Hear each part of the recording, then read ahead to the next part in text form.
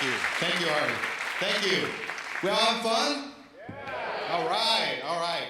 Well, I love coming back here to UF to talk because I went to school here, and when I went to school here, I had an idea. And it was back, I think Benjamin Franklin was president. Well, he wasn't president. Anyway, back in the 80s, these little Swatch watches were coming out, and they had all these colorful Swatch watches, and people would wear them up and down their arms. And I thought, what a cool idea. Maybe we should put a Florida Gator on them, make them orange and blue, and sell them at the Florida football games. So I had an idea, but I had to figure out how to execute it. So I contacted some people in Hong Kong, and then I had to figure out how to get to Hong Kong. I didn't have any money. I was a student, right? So what I ended up doing was I saw an ad in the back of a magazine, and it said, couriers wanted. So for 149 bucks, I bought this courier ticket where you basically sit on the seat, but you can't bring any bags because they need those bags for mail. And I went to Hong Kong, made my deal, came back with a couple thousand watches a couple months later, had them stacked up in my fraternity room, couldn't even get in except to sleep. And then I sold them here at the University of Florida at the stores, ended up expanding to 24 schools and took my idea and executed it. So my talk today is about not just having an idea, like TED talks about ideas worth spreading, but actually making those ideas into an executable, successful solution. So I'm at this New Year's Eve party a few months ago. And I know a few people there, but not a lot. And everybody seems to be having a great time, except this one guy who's off in the corner. And he's looking a little nervous. And finally, he kind of looks my way, and I caught his eye. And he makes this beeline for me. And he comes up and he says, I hear you're a successful consultant, and you help people with their business. Is that true? I said, well, yeah, I guess. And he said, well, he said something to me that, I've heard a million times before, and I hate when I hear it. And the reason I hate when I hear it is because it's based in fear. And I used to say it so many times myself. What he said to me was, I've got a really great idea, but I can't tell you what it is. Right? I'm like, what a great conversation starter at a party. So, and it's like, when you're in high school and somebody says, I got a secret, but I can't tell you. And why even bring it up in the first place, right? So he proceeds to take out these 3 pages of legal documents. Now, I don't know about you, when I go to a party, I don't bring my attorney. So he brings out these 3 pages, and it's basically a non-disclosure agreement that I won't take his idea. And he wants me to sign it right there at this New Year's Eve party with, all the stuff that's at a New Year's Eve party. And I said, well, I guess I won't be hearing about your idea tonight, buddy. And what do you think he did then?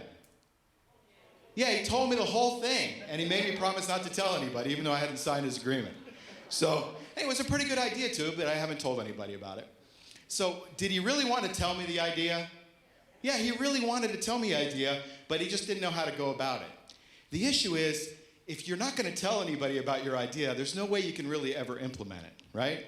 So it's not just the idea, but it's the execution that counts, right? So, because we all have ideas. I mean, I had one this morning in the shower, and I had one back when I did the Gator Watch thing, and we all have ideas. In fact, history is strewn with good ideas and with bad ideas that didn't turn out to be good. I mean, there are some good ideas out there that weren't executed properly, like if you remember Webvan, or the new Coke launch, okay? Or how about Prohibition?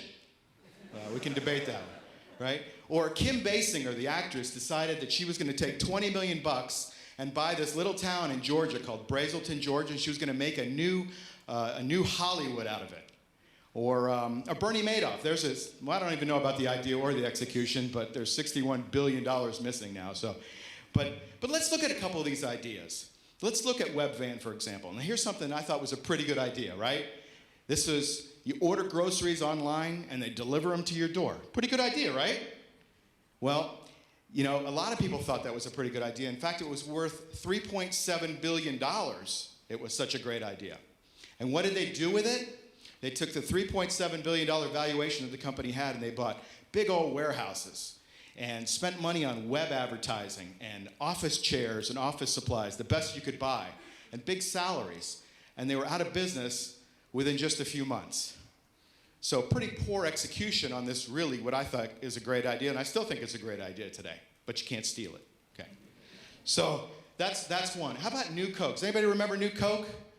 New Coke was an idea that back in the 80s, here's this 100-year-old company, the best-known brand in the world, Coca-Cola.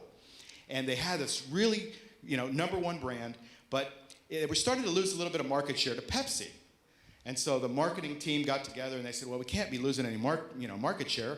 So what they did was they said, we're going to have to go head-to-head with them. And they started to develop a new Coke formula. And they got their chemists together, and then they started doing blind taste tests. Blind taste tests where they took these formulas and they put them in front of people, and without knowing what formula it was, they compared it against Pepsi. And pretty soon, the people in the blind taste test started to like it even more than the Pepsi product. And they said, okay, we got the formula, let's go execute it. And they had what at that point was the largest consumer marketing campaign in the world. They went into all the grocery stores and destroyed all the old Coke, put in this new Coke product. They went and they took all the restaurants and put them on new Coke, and they did all these crazy things throughout the world, spent tons of money. And did the world come running? No, they ran the other way. You know, what these guys forgot to do, these brains in the marketing department, is they forgot to really ask their customers what they wanted. They forgot to take the blindfold off. I don't know about you, but I don't see a lot of people walking into grocery stores with blindfolds on. And what they found out later was when they studied what they had done, they studied their situation, they recognized that when people knew that they took this traditional 100-year-old America's formula and they changed it to try to compete with Pepsi, when they finally knew what the brand was, they liked it less when they knew what the brand was because people had been changing it. So here was the smartest marketing people in the world with the best brand name and the greatest advertising agencies, and in fact, they even had a better tasting product, and they failed to execute. Now, we can look at another two companies that are out there today, MySpace and Facebook, right? MySpace just laid off half their workforce, while Facebook is moving toward about 1 billion users. Now, both have the same idea, right? Social networking. But one of them is executing, and the other one is not. So let's take a look. Would you like to learn 5 steps on how you can take your good idea and turn it into a successful execution? All right. Well, step number 1 is to know your outcome. That's it. Just know your outcome. There's a saying that if you don't know where you're going, any road will get you there. And so by knowing your outcome, you're going to be able to figure out things along the way. Step number 2, have a plan. If you have a plan, not only can you communicate to your internal people what you're trying to do, but you can also communicate to your external people, your investors and your other stakeholders. So have a plan. Number 3, know your strengths and weaknesses. If you have strengths, great. Enhance those strengths. If you have weaknesses, buttress those strengths. Bring people in that can help you with those weaknesses. 4 is, what is 4? 4 is to use your resources. Thank you. See, she knows. 4 is to utilize your resources properly. If you need money, go out and get your money. If you need people, go out and get people. Assemble those resources that you need. And then the fifth one is kind of a wrapper around the whole thing. It's be flexible. It's be flexible enough that if the market tells you to do one thing and it's not in your plan, change it a little bit. Most of the time we have a plan and it always has to change a little bit anyway. Very few things go as we plan. So those are the 5 steps. And you can use them in your business and you can use them in your personal life. So in your personal life, for example, let's say you want to lose some weight. What's your outcome? Okay, I want to lose 10 pounds. Step 2 is going to be have a plan. Maybe you're going to write down some recipes, or you're going to figure out what you need to eat, or how often you're going to work out. Number 3, know your strengths and weaknesses. Maybe you like to go to the gym and lift weights, but you don't like to do cardio. Or you know your weaknesses. Mine is ice cream, for example, right? So if you know your weaknesses, you can go ahead and handle it. Number 4 is what are your resources? Well, if you don't get that motivated, you don't like to get up in the morning, maybe hire a personal trainer to help you lose that weight, to get you motivated. Use those resources. And number 5 is be flexible. If you set a goal to in 2 months lose 10 pounds and you've lost 9, did you fail? No, you're just 9/10 of the way to getting there. Being flexible and changing the way you're going about it is the way to do it.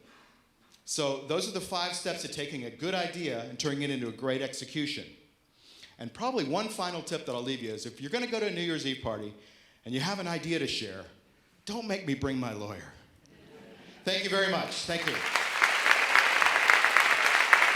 Thank you.